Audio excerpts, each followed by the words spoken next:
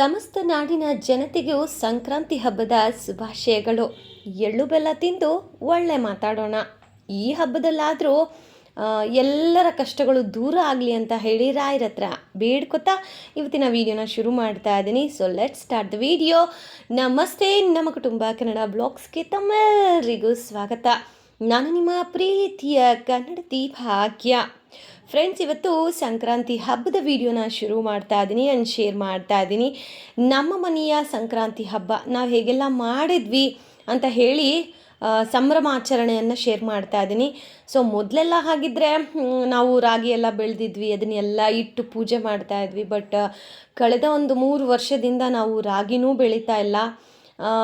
So ಹಾಗಾಗಿ ಈ ಸತಿ ಮನೆಯಲ್ಲಿ ಸಿಂಪಲ್ಲಾಗಿ ಪೂಜೆನ ಮಾಡಿಕೊಂಡು ಬಡವರ ಮನೆಯ ಸಂಕ್ರಾಂತಿ ಹಬ್ಬ.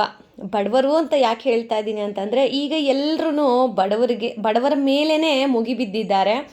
ಅಂದರೆ ಏನೂ ಇಲ್ಲ, ದೇವಸ್ಥಾನದ ಮುಂದೆ ಭಿಕ್ಷೆ ಬೇಡವ್ರು ಮಾತ್ರನೇ ಬಡವರು ಅಲ್ವೇ ಅಲ್ಲ. ಸೊ ನಾವೂ ಬಡವರೇ. ಸೊ ಗಿಲ್ಲಿಗಷ್ಟು ಸಪೋರ್ಟ್ ಮಾಡ್ತಾ ಇರೋ ನಮ್ಮ ಜನ, ನಮ್ಮಂಥ ಬಡ ಹೆಣ್ಮಕ್ಳು ಏನೋ ಒಂದು ಸಾಧನೆ ಮಾಡಬೇಕು ಅಂತ ಹೇಳಿ ಯೂಟ್ಯೂಬ್ ಅನ್ನೋ ಪ್ಲ್ಯಾಟ್ಫಾರ್ಮಿಗೆ ಬಂದಿದ್ದೀವಿ. ಸೊ ನೀವು ಮಾಡೋ ಒಂದು ಸಬ್ಸ್ಕ್ರೈಬ್ ಬಟನ್ನು ನಮಗೆ ಎಷ್ಟೋ ಮೋಟಿವೇಟ್ ಆಗುತ್ತೆ ವೀಡಿಯೋಸ್ಗಳನ್ನು ಮಾಡಲಿಕ್ಕೆ. ಆ್ಯಂಡ್ ನೀವು ನೋಡೋ ವೀಡಿಯೋಗಳು ಅಷ್ಟೇ. ನಿಮಗೆ ಈ ರೀತಿ ವೀಡಿಯೋ ಬೇಕು, ಸ್ವಲ್ಪ ನೀವು ಇದನ್ನು ಚೇಂಜ್ ಮಾಡ್ಕೊಳ್ಳಿ ಅಂತಂದರೆ ಡೆಫಿನೆಟ್ಲಿ ನಾವು ಅದರಲ್ಲಿ ಚೇಂಜಸ್ನ ಮಾಡ್ಕೊಂಡು ವೀಡಿಯೋಗಳನ್ನು ಅಪ್ಲೋಡ್ ಮಾಡ್ತೀವಲ್ವಾ. ಸೊ ಬಡವರನ್ನು ಬೆಳೆಸಿ, ಬಡವರು ಬೆಳಿಬೇಕು ಕಣ್ರಯ್ಯ, ನಮ್ಗೆ ಅವತ್ತು ತುಂಬ ಚೆನ್ನಾಗಿ ಹಾಕಿದ್ರು. ಸೊ ಸಂಕ್ರಾಂತಿ ಹಬ್ಬ ಹಾಗೆ ತುಂಬ ದಿನ ಆಯಿತು, ಅಂದರೆ ಆಲ್ಮೋಸ್ಟ್ ಒಂದು 1 ವೀಕ್ ಆಗೋಯಿತು. ಬಟ್ ನನಗೆ ಎಡಿಟ್ ಮಾಡೋಕ್ಕೆ ಟೈಮ್ ಇರಲಿಲ್ಲ. ಸೊ ಈಗ ಎಡಿಟ್ ಮಾಡಿ ಅಪ್ಲೋಡ್ ಮಾಡ್ತಾ ಇದ್ದೀನಿ, ಯಾರೂ ಬೇಜಾರು ಮಾಡ್ಕೋಬೇಡಿ. ಆ್ಯಂಡ್ ಗೈಸ್, ನಿಮ್ಮ ಮನೆಯಲ್ಲೆಲ್ಲ ಸಂಕ್ರಾಂತಿ ಹಬ್ಬ ಹೇಗೆಲ್ಲ ಸೆಲೆಬ್ರೇಟ್ ಮಾಡಿದ್ರಿ ಅದನ್ನೂ ತಪ್ಪದೆ ಕಮೆಂಟ್ ಬಾಕ್ಸಲ್ಲಿ ಕಮೆಂಟ್ ಮಾಡಿ, ಓಕೆನಾ? ಸೊ ಬನ್ನಿ, ಹಾಗಿದ್ರೆ ಇವತ್ತು ಪೂಜೆ ಎಲ್ಲ ಮೊದಲಿಗೆ ಬೆಳಗ್ಗೆ ಎದ್ದ ತಕ್ಷಣ ಮಾಡಿದ ಕೆಲಸ ಫಸ್ಟು ಮನೆ ಕ್ಲೀನ್ ಮಾಡಿಕೊಂಡು, ನೆನ್ನೆನೇ ನಾನು ಎಲ್ಲ ಕ್ಲೀನ್ ಮಾಡಿದೆ. ಜಸ್ಟ್ ಈಗ ಮನೆ ಕಸ ಗುಡಿಸಿ ಒರೆಸ್ಕೊಂಡು ನೈಟೇ ಪಾತ್ರೆ ಎಲ್ಲ ನೀಟಾಗಿ ತೊಳೆದು ಇಟ್ಟುಬಿಟ್ಟಿದೆ. ಬಿಕಾಸ್ ಬೆಳಗ್ಗೆಗೆ ಎದ್ದು ತಣ್ಣೀರಲ್ಲಿ ಮತ್ತೆ ಅದು ಸ್ವಲ್ಪ ಕಷ್ಟ ಆಗುತ್ತೆ ಅಂತ. ಹಾಗಾಗಿ ಬೆಳಗ್ಗೆ ಸ್ವಲ್ಪ ಬೇಗನೆ ಪೂಜೆ ಎಲ್ಲ ಆಯಿತು ಅಂತಲೇ ಹೇಳಬಹುದು. ಆ್ಯಂಡ್ ಟಿಫನ್ಗೆ ಇವತ್ತು ನಾನು ಬೆಳಗ್ಗೆನೇ ಅನ್ನ ಮತ್ತು ರಸಮ್ ಮಾಡಿ ಹಪ್ಪಳ ಸುಡ್ತಾ ಇದ್ದೀನಿ. ವಡೆಗೆ ನಿನ್ನೆ ಅಂದರೆ ರೀಸೆಂಟಾಗಿ ನಾನು ವಡೆ ಮಾಡಿದ್ನಲ್ಲ, ಅದು ಸ್ವಲ್ಪ ಹಿಟ್ಟು ಹಾಗೇ ಇತ್ತು. ಸರಿ, ಅದನ್ನು ವಡೆ ಮಾಡ್ಕೊಳ್ಳೋಣ ಮಧ್ಯಾಹ್ನಕ್ಕೆ ಅಂತ ಹೇಳಿ. ನೀವು ಕೇಳ್ಬೋದು ಯಾಕಕ್ಕ ಪೊಂಗಲ್ ಮಾಡಲಿಲ್ವ ಅಂತ. ಪೊಂಗಲ್ ಮಾಡಿದ್ರೆ ನಮ್ಮ ಮನೇಲಿ ಯಾರೂ ತಿನ್ನೋದಿಲ್ಲ. ಇನ್ನು ದೇವ್ರಿಗೆ ನೈವೇದ್ಯಕ್ಕಂತ ಮಾತ್ರ ಮಾಡಿಡಬೇಕು. ಸುಮ್ಮನೆ ನನಗೂ ಯಾಕೋ ಸ್ವೀಟ್ ಪೊಂಗಲ್ ಯಾಕೋ ತಿನ್ನಬೇಕು ಅಂತ ಅನ್ನಿಸ್ತಾ ಇರಲಿಲ್ಲ. ಸರಿ ಬೇಡ, ಹೇಗೋ ಕಬ್ಬು ಮತ್ತು ಕಡಲೆಕಾಯಿ, ಅವರೆಕಾಯಿ, ಗೆಣಸು ಇದೆಲ್ಲ ಬೇಯಿಸಿಟ್ಟಿದ್ದೀನಲ್ಲ, ಭಗವಂತನಿಗೆ ಆಶೀರ್ವಾದ ಸಾಕು ಬಿಡು ಅಂತ ಹೇಳಿ ಇವತ್ತು ಪೊಂಗಲ್ ಏನೂ ಮಾಡಲಿಲ್ಲ. ನಾನು ಸಾಮಾನ್ಯವಾಗಿ ನಾನು ಖಾರ ಪೊಂಗಲ್, ಸಿಹಿ ಪೊಂಗಲ್ ಎರಡೂ ಮಾಡ್ತೀನಿ. ನಮ್ಮನೇಲಿ ಎರಡೂ ತಿನ್ನೋದಿಲ್ಲ. ಸೊ ಒಬ್ಳಿಗೋಸ್ಕರ ಮಾಡ್ಕೋಬೇಕಲ್ಲ ಅನ್ನೋ ಒಂದು ರೀಸನ್ಗೆ ನಾನು ಮಾಡಲಿಲ್ಲ ಅಷ್ಟೇ. ಬಟ್ ಲಾಸ್ಟ್ ಟೈಮು ತುಂಬ ಚೆನ್ನಾಗಿ ಮಾಡಿದ್ದೆ. ಅದರ ವೀಡಿಯೋನ ಎಂಡ್ ಸ್ಕ್ರೀನಲ್ಲಿ ಕೊಡ್ತೀನಿ, you can check it out. And ಬೆಳಗ್ಗೆನೇ ಹಪ್ಪಳ ಮಾಡೋದು, ಆ್ಯಕ್ಚುಲಿ ರಸಮ್ ರೆಸಿಪಿ ಶೂಟ್ ಮಾಡೋಣ ಅಂತ ಅಂದ್ಕೊಂಡೆ.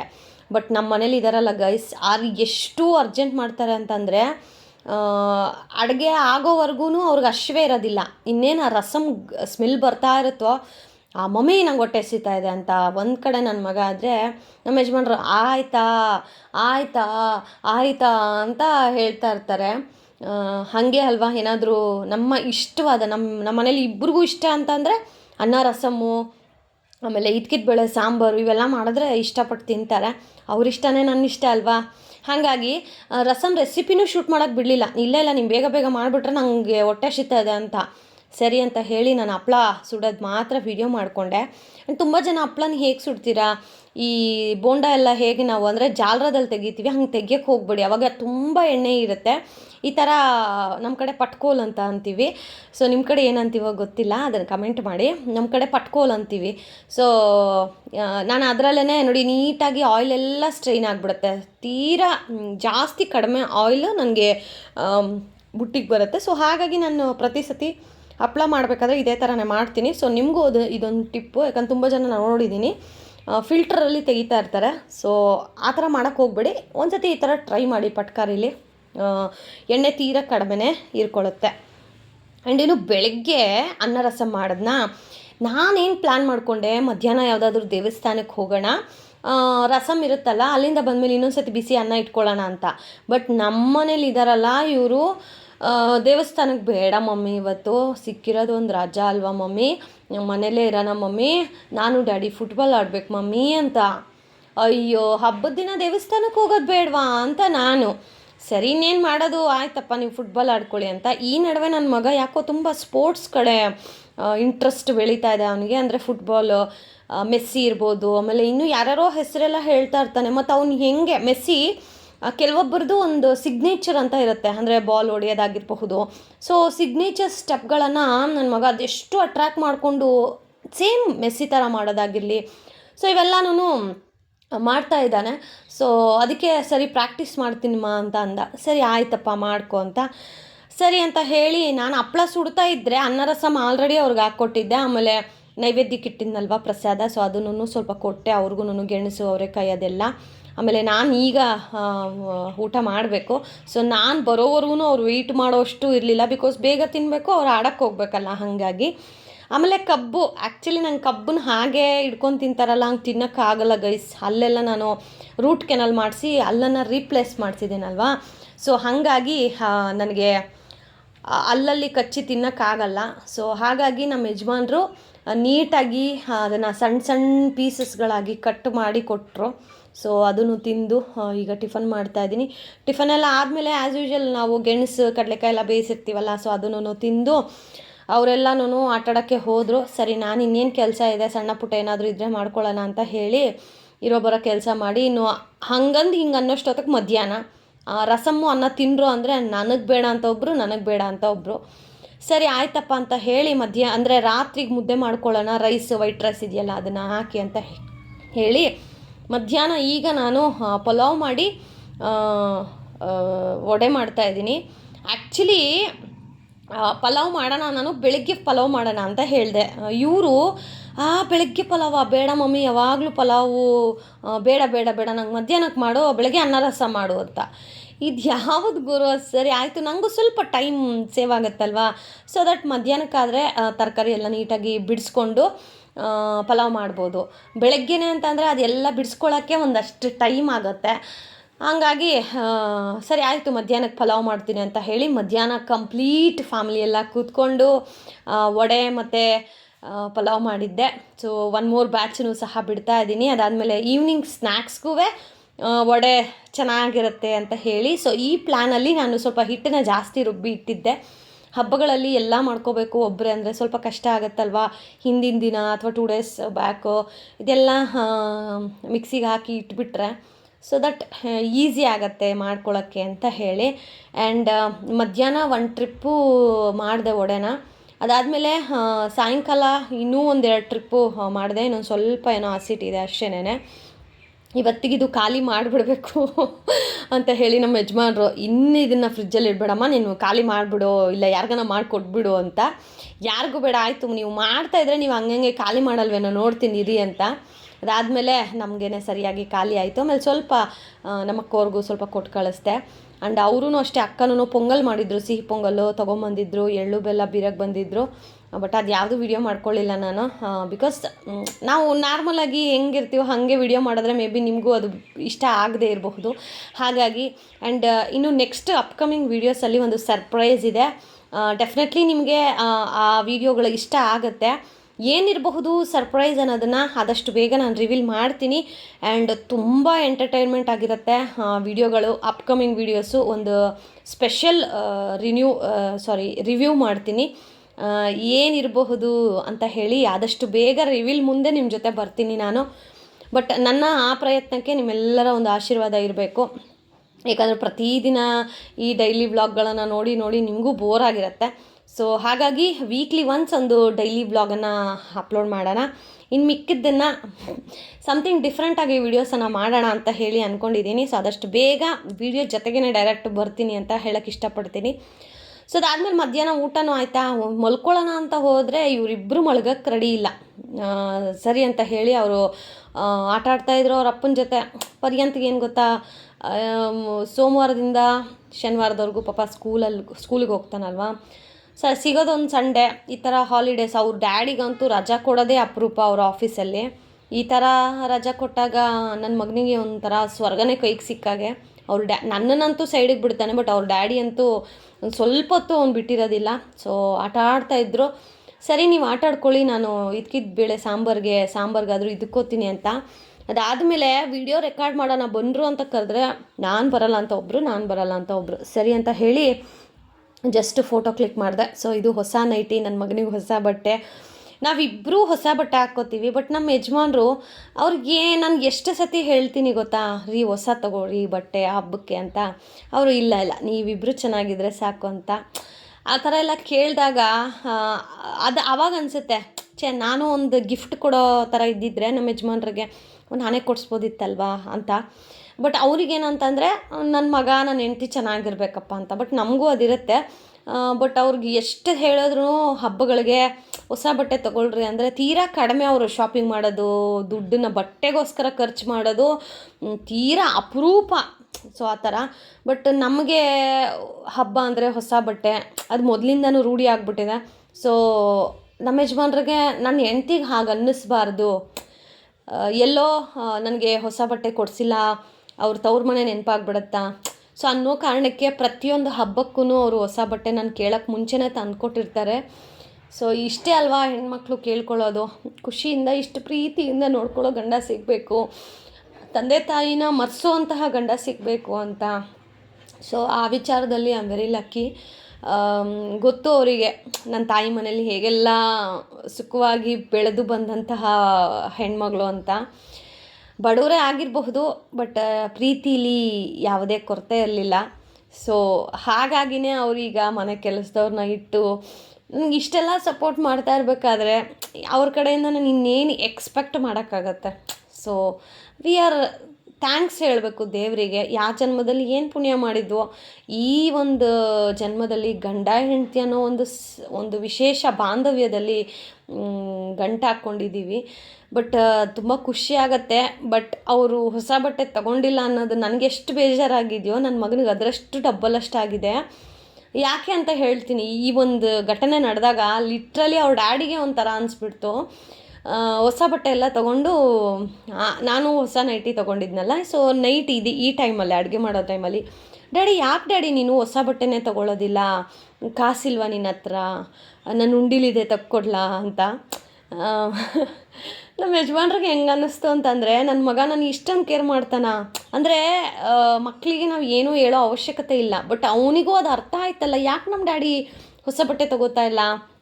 ಆಮೇಲೆ ತಮಾಷೆಗೆ ಹೇಳ್ತದೆ, ಏನು ಡ್ಯಾಡಿ ನಮ್ಮ ಮರ್ಯಾದೆ ತೆಗಿತೀಯ ನೀನು, ಏನಪ್ಪ ಪರ್ಯಂತ್ ಅವರಪ್ಪ ಹೊಸ ಬಟ್ಟೆನೇ ತೊಗೊಂಡಿಲ್ಲ ಅಂತ ನಾನು ಅನ್ಬೇಕಾ ಎಲ್ಲರೂ ಅಂತ. ಅಂದರೆ ಈ ಏಜ್ಗೆ ನನ್ನ ಮಗ ಹೆಂಗೆ ಥಿಂಕ್ ಮಾಡ್ತಾ ಇದ್ದಾನೆ, ನಮ್ಮ ಡ್ಯಾಡಿನೂ ಹೊಸ ಬಟ್ಟೆ ಹಾಕ್ಕೋಬೇಕು, ನನಗೆ ನಮ್ಮ ಮಮ್ಮಿಗೆ ಮಾತ್ರ ತಂದು ಕೊಟ್ಟಿದ್ದಾರೆ ಅಂತ. ನಾನು ಹೇಳಿದೆ, ಇಲ್ಲ ಕಣ್ರಿ, ಇವನ್ನ ಸರಿಯಾದ ದಾರಿಲಿ ನಾವು ಬೆಳೆಸಿದ್ರೆ ನಿಜವಾಗ್ಲೂ ದೇಶಕ್ಕೆ ಒಳ್ಳೆ ಹೆಸರು ತಂದು ಕೊಡ್ತಾನೆ, ನಮಗೂ ಒಂದು ಒಳ್ಳೆ ಹೆಸರು ತಂದು ಕೊಡ್ತಾನೆ ಅಂತ.